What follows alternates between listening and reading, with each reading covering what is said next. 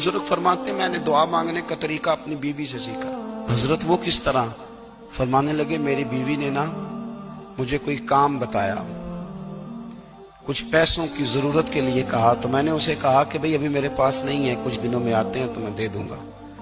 औरतों की आदत होती है, वो बार बार याद कराती हैं। 2-4 दिनों के बाद फिर उसने कहा हजरत वो मैंने कहा था कुछ पैसे, मैंने उसे कहा कि अभी मेरे पास नहीं है, कुछ दिनों में मिलते हैं तो मैं तुम्हें दे दूंगा।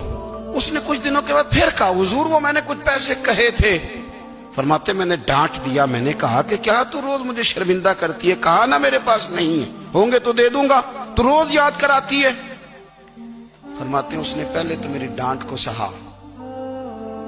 फिर मेरे सख्त जुमलों ने उसकी आंखों में आंसू पैदा कर दिए, फिर उसने अपने आंचल में अपने उस दुख को समेटा और फिर उसने एक जुमला कहा तो मैं रो पड़ा और मुझे अपने रब से मांगने का तरीका आ गया। मुझे कहने लगी हजरत जी आपने डांट दिया, मैंने सह लिया, पर आप ही मेरे शौहर हैं, बताएं ना, आपसे न कहूं तो मैं किस से जाके कहूं।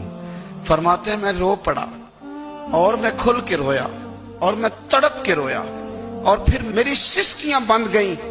तो मुझे कहने लगी आपको क्या हुआ? मैंने कहा मुझे भी दुआ मांगनी आ गई है। जब मैं उसे कहूंगा ना अल्लाह तू ही मेरा रब है, मैं तुझसे न कहूं तो मैं किससे जाके कहूं, मैं क्यों किसी बंदे से सवाल करूं, मैं क्यों किसी दुनियादार से कहूं, मैं तेरे बंदों का नेक बंदों का वसीला लेके तेरे महबूब की गुलामी लेके तेरी बारगाह में आया, तुझसे ना मांगूं तो किससे मांगूं। समझ आ गई है, जब मैं इस रंग में मांगूंगा तो तेरा रब मेरे ऊपर बड़ा ही फजल फरमाएगा।